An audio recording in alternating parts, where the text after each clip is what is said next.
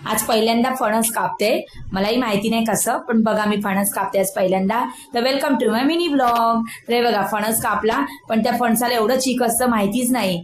हे बघा खूप चीक असतं त्याच्यामध्ये. हे मी पहिल्यांदाच कापते, नंतर मग घरात आणला आणि म्हटलं कट करूया. तर मला सगळे हसत होते, एवढ्या छोट्या चाकूने होईल का? तर म्हटलं ट्राय करूया छोट्या चाकूने. बघू कसं आहे. पण आम्हाला कळतच नव्हतं का फणस पिकलंय की कच्चं आहे. खूप दिवस झाले आलं होतं ते, म्हणून म्हटलं चला कापून बघूया. पण ऍक्च्युली ते फणस कच्चं निघालं. आता बघा तुम्हाला दाखवते, पूर्ण कट केल्यानंतर कच्चं निघाला. खूप हे वाटत होतं की खायला मिळेल, एवढं फणस पिकलेलं छान वाटत होतं. आणि ते पण आपल्या झाडाचं. विकत आणून तर आपण खातोच, पण आपल्या झाडाचं फळ खायला एक वेगळीच आनंद असतो. तर पण काय ते कच्चं निघालं. वरून मला कट करायला पण होत नव्हतं. जसं कट करते तसं वेगवेगळ्या ठिकाणी चाकू जात होता. हे बघा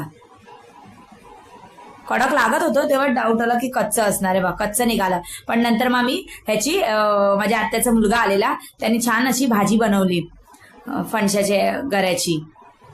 तर माझा मिनी ब्लॉग कसा वाटला नक्की सांगा कमेंटमध्ये. बाय.